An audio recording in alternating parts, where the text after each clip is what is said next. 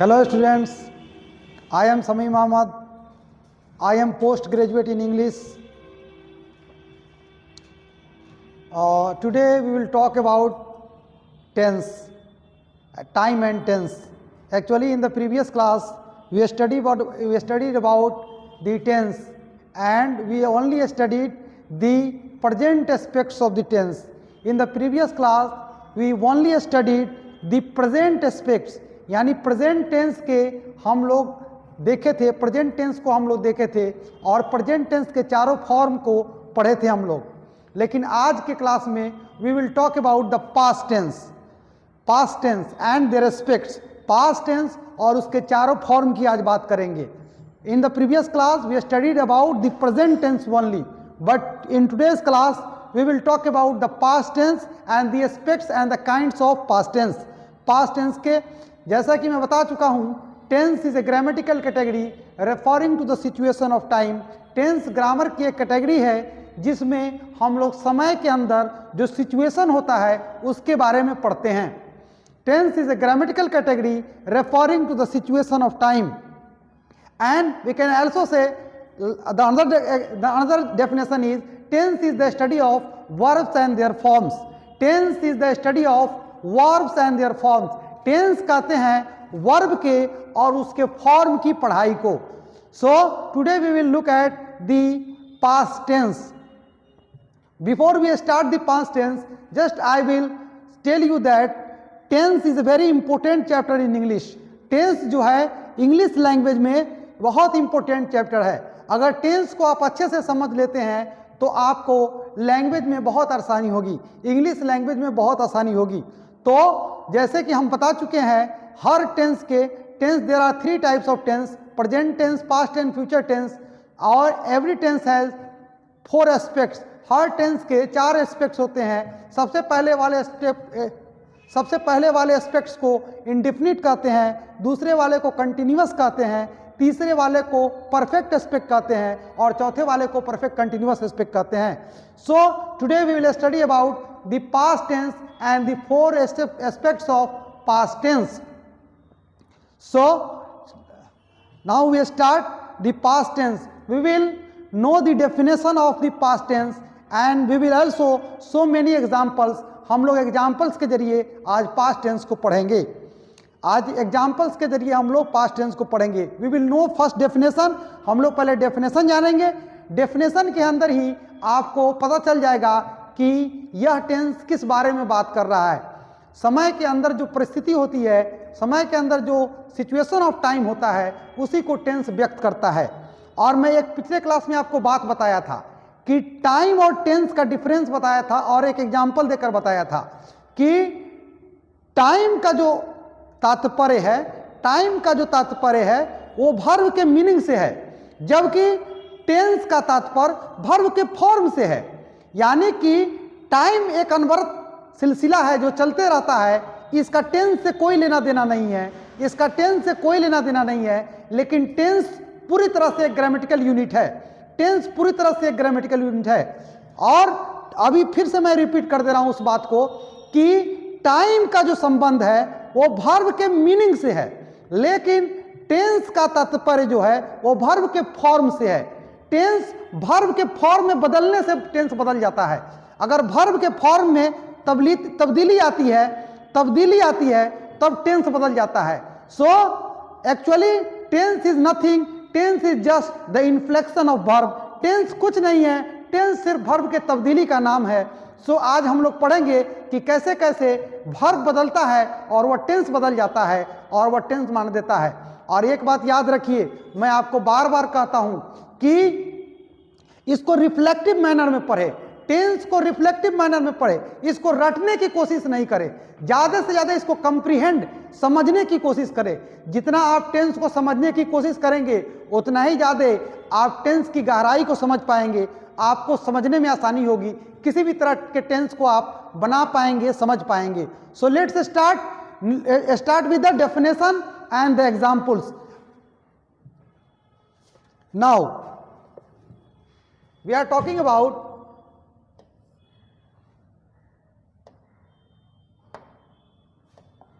we are talking about we are talking about past tense. We are talking about past tense. And as I told you, जैसे कि मैं आपको बता चुका हूं, एवरी टेंस हैज 4 एस्पेक्ट्स. हर tense के 4 एस्पेक्ट्स होते हैं. तो इसका पहला एस्पेक्ट जो है वो है, सबसे पहला इसका एस्पेक्ट है वो है simple past. Simple past. Simple past, इसका डेफिनेशन लिख लीजिए आप. टू एक्सप्रेस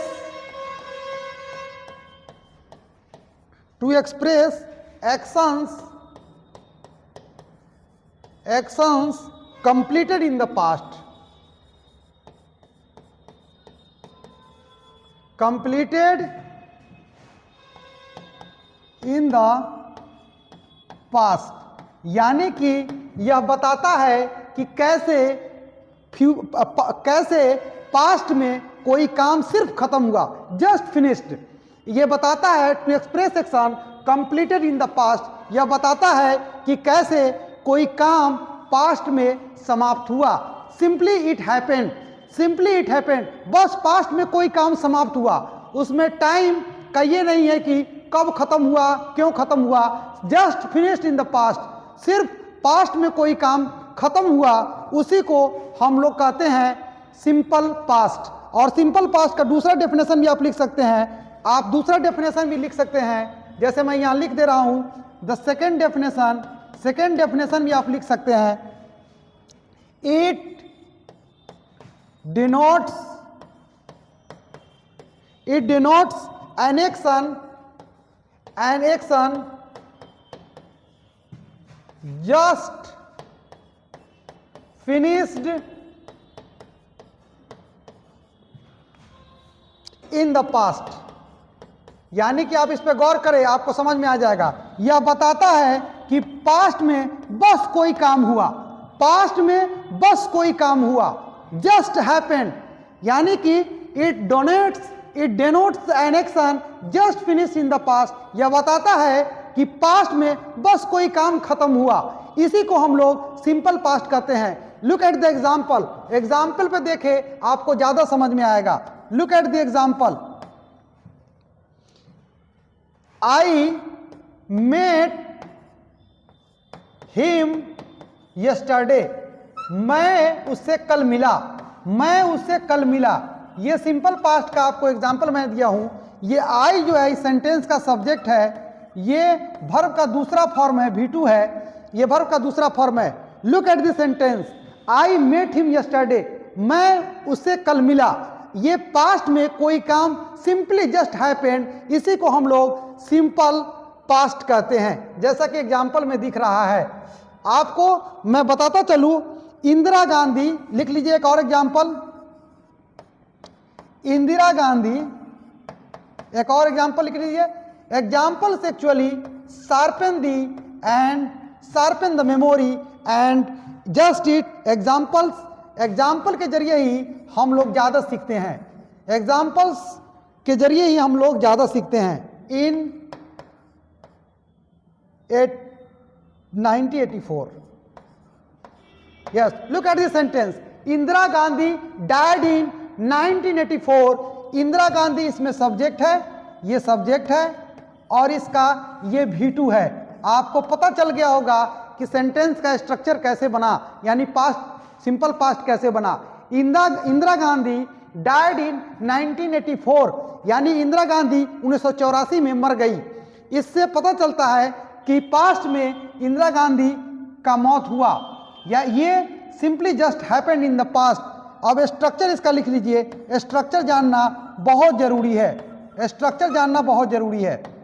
स्ट्रक्चर से आपको समझ में आएगा कि कैसे इस टेंस का, इस सिंपल पास्ट का स्ट्रक्चर क्या होगा. स्ट्रक्चर होगा, सबसे पहले सब्जेक्ट आएगा, सब्जेक्ट के बाद V2 आएगा, तब ऑब्जेक्ट आएगा. ये इसका स्ट्रक्चर हो गया. अगर कंप्लीमेंट रहेगा तो कंप्लीमेंट देंगे, नहीं रहेगा तो नहीं देंगे. ये स्ट्रक्चर हो गया. ये सिंपल पास्ट का स्ट्रक्चर हो गया. सब्जेक्ट प्लस वर्ब का दूसरा form plus object and then complement. ये स्ट्रक्चर हो गया. अब हम लोग बात करेंगे पास्ट कंटिन्यूअस की. Second aspect of the past tense. Second aspects of the past tense, we will talk about the second aspects of the past tense. Past tense के दूसरे फॉर्म की हम लोग बात करेंगे, पास्ट टेंस के दूसरे फॉर्म की, जिसको पास्ट कंटिन्यूअस कहते हैं। सो यस, चलिए लिखते हैं हम लोग पास्ट कंटिन्यूअस, ये 2 नंबर में है, past continuous tense. I hope you are getting, मुझे उम्मीद है कि आप समझ रहे होंगे, आपको समझ में आ रहा होगा, क्योंकि tense is just study of the verb and their form. Tense कहते ही हैं वर्ब और उसके फॉर्म की पढ़ाई को। टू एक्सप्रेस, आप डेफिनेशन पे गौर कीजिए, आपको सब समझ में आ जाएगा। टू एक्सप्रेस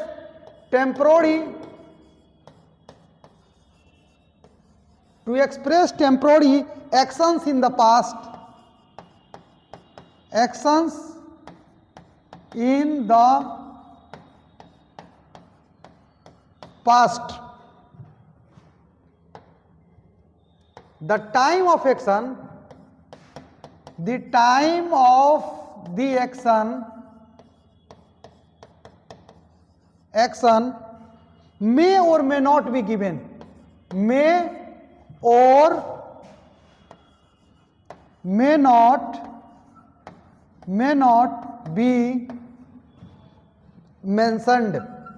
इसको गौर से देखिए, मैं आपको समझाने जा रहा हूं, इसको आप ध्यान से देखिए। मैंने लिखा to express temporary action in the past, the time of action may और मे नॉट बी मेंशन्ड, यानी कि पास्ट में कोई टेम्पोररी एक्शन जो थोड़े समय के लिए हुआ हो, पास्ट में कोई काम बस थोड़े वक्त के लिए हुआ हो, और वो समय का टाइम उसका या तो दिया हो या नहीं दिया हो। The time of action may be mentioned और नॉट, टाइम ऑफ एक्शन या तो दिया हुआ हो या नहीं दिया हुआ हो।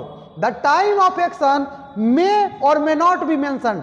पहले ऊपर ध्यान से एक बार और सुनिए, पास्ट कंटिन्यूअस टेंस उस टेंस को कहेंगे to express temporary action in the past, past में कोई काम बस थोड़े वक्त के लिए हुआ हो, हल थोड़े वक्त के लिए हुआ हो, और उसका टाइम ऑफ एक्शन या तो दिया हुआ हो या नहीं दिया हुआ हो। ऐसे टेंस को हम लोग पास्ट कंटिन्यूअस टेंस कहते हैं, हम लोग पास्ट कंटिन्यूअस टेंस कहते हैं। अब एग्जाम्पल के जरिए आपको ज्यादा समझ में आएगा कि कैसे ये टेंस एक्सप्रेस करता है टाइम को।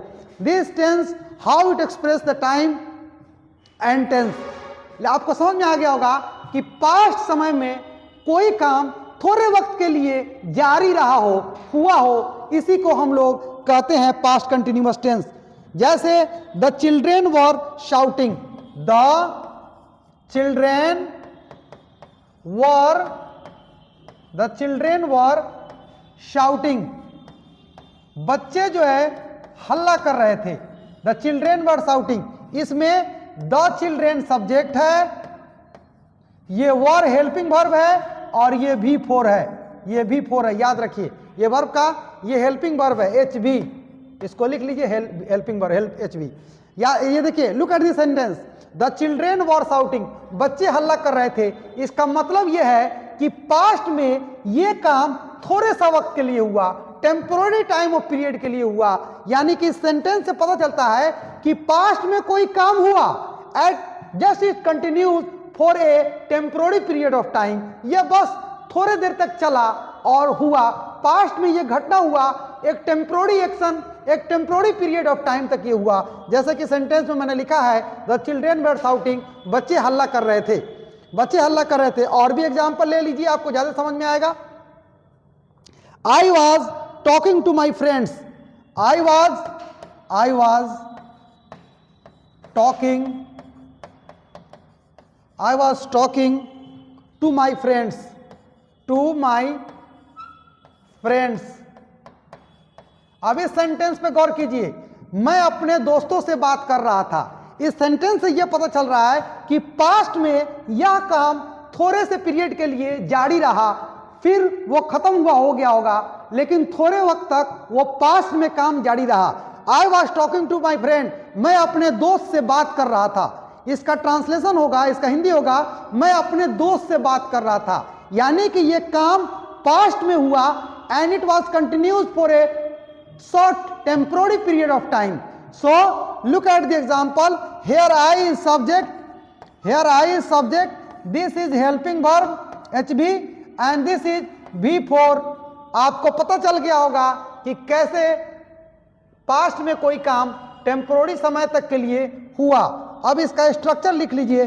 स्ट्रक्चर लिखना बहुत जरूरी है ताकि आपको पता चले किस वर्ड का प्लेसमेंट कहाँ होगा। सबसे पहले सब्जेक्ट आएगा, सब्जेक्ट के बाद वाज या वर आएगा, वाज या वर आएगा।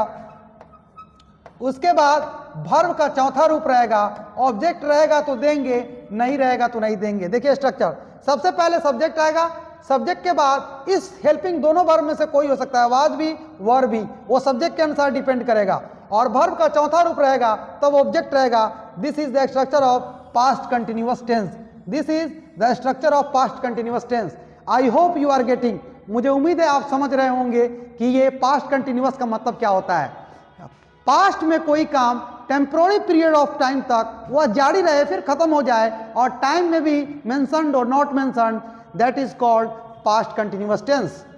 Now we come on the perfect aspects, now we come on the perfect aspects of the past, that is third number पे लिखिए past perfect tense. Past perfect tense ये समझना बहुत जरूरी है। Past perfect tense, past perfect को जानिए कि आखिर इस समय इसमें पास्ट परफेक्ट में किस तरह की अवस्था का बोध होता है, इसको समझना जरूरी है कि पास्ट परफेक्ट टेंस में किस तरह के समय का बोध होता है। आपको एग्जाम्पल भी देंगे, डेफिनेशन भी हम लिख देते हैं ताकि आपको समझ में आ जाए कि पास्ट परफेक्ट ये आखिर पास्ट परफेक्ट टेंस कहते किसको है और ये किस तरह के टाइम को बताता है, किस तरह के टाइम को व्यक्त करता है। So now look at the past, लिखिए यहाँ एग्जाम, ये पहले डेफिनेशन लिख लीजिए। Past perfect tense, past perfect tense is actually, yes, is actually, past perfect tense is actually the past of the past। ये बहुत जरूरी है समझना, past of the past।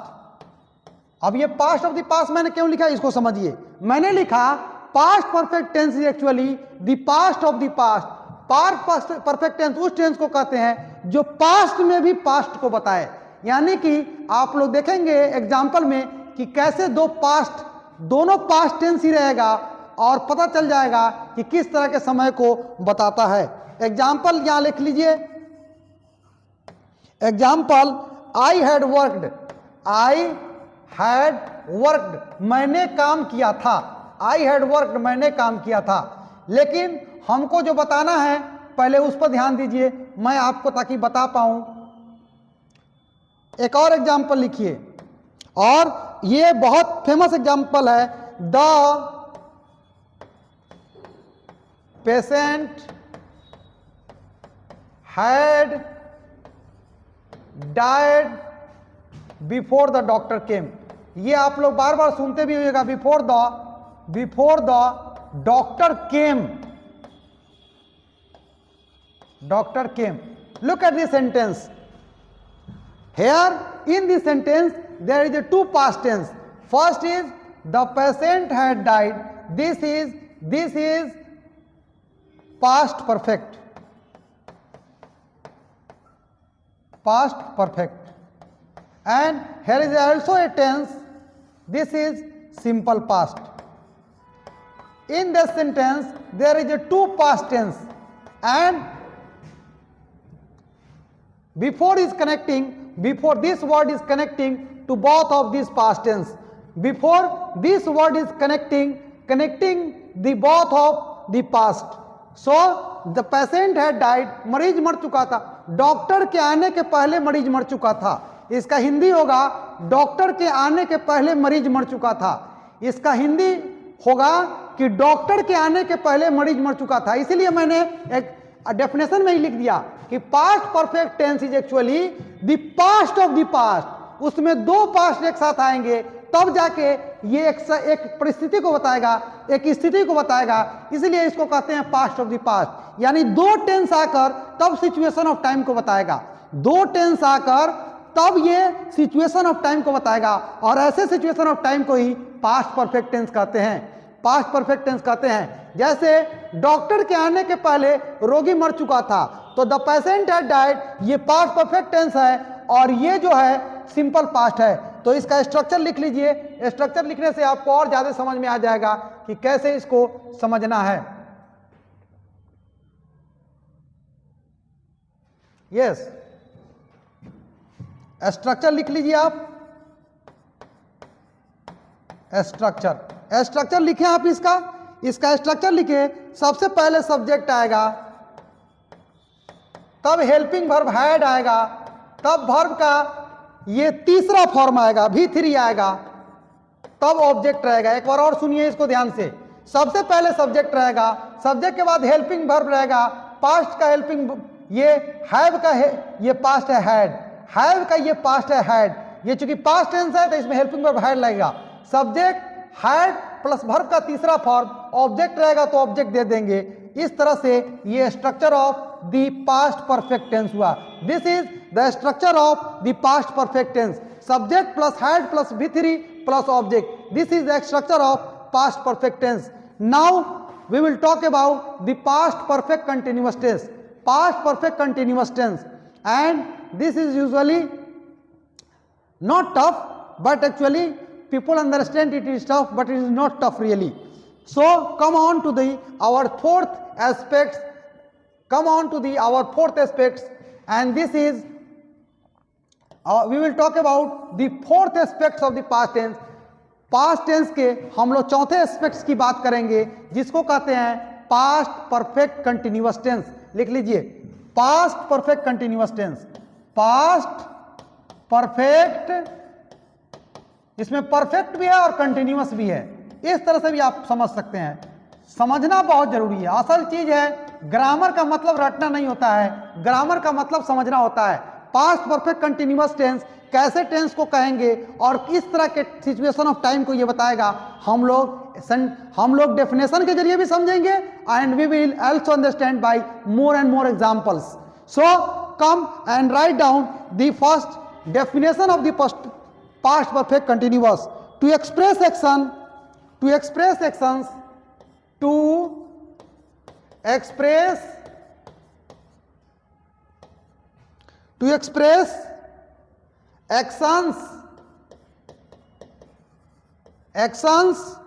which started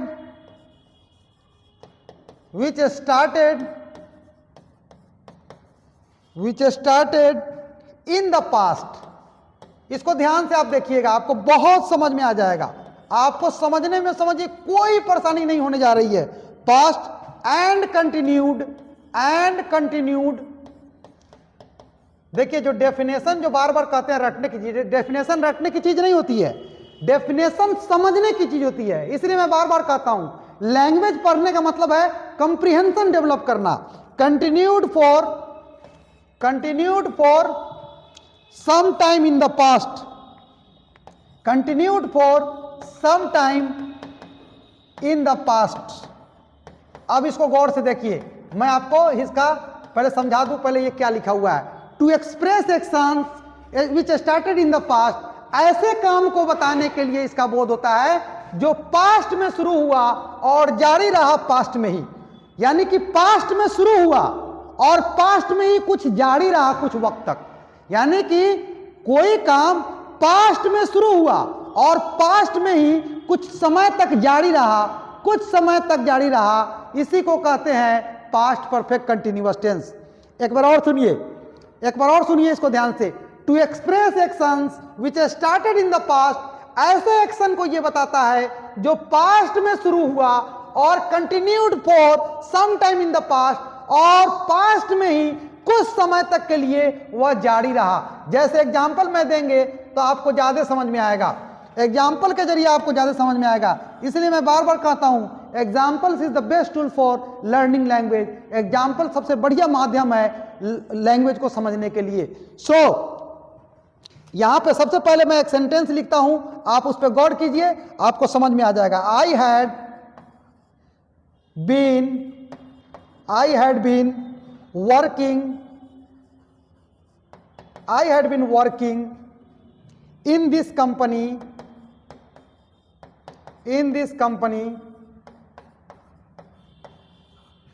since 1990। अब इस सेंटेंस को गौर से देखिए, इस सेंटेंस को गौर से देखिए, यहां पे आई सब्जेक्ट है। I had been working in this company since 1990। मैं इस कंपनी में काम करता आ रहा था, मैं इस कंपनी में काम करता आ रहा था, 1990 से काम करता आ रहा था। I had been working in this company since 1990। मैं इस कंपनी में 1980 से काम करता आ रहा था, यानी पास्ट में काम शुरू किया और उसी पास्ट में भी करता रहा। पास्ट में काम शुरू हुआ, पास्ट में काम शुरू हुआ और पास्ट में ही वो काम कुछ समय तक जारी रहा।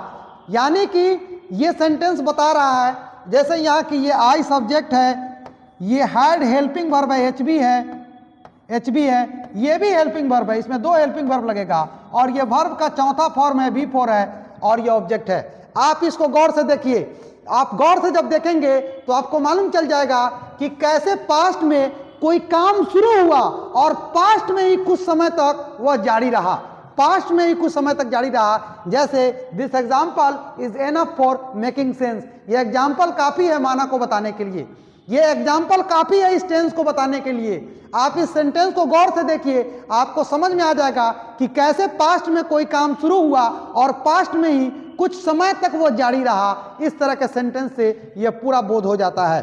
सो look at this sentence. Now we will write down the structure. Structure is very important.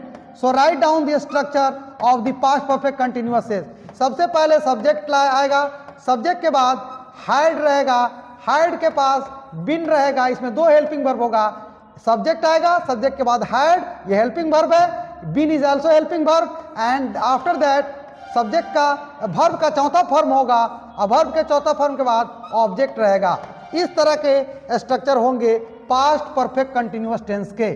I hope you all are getting my point. मैं उम्मीद करता हूं कि आपको ये समझ में आ जाएगा। All the best for the next class. Thank you.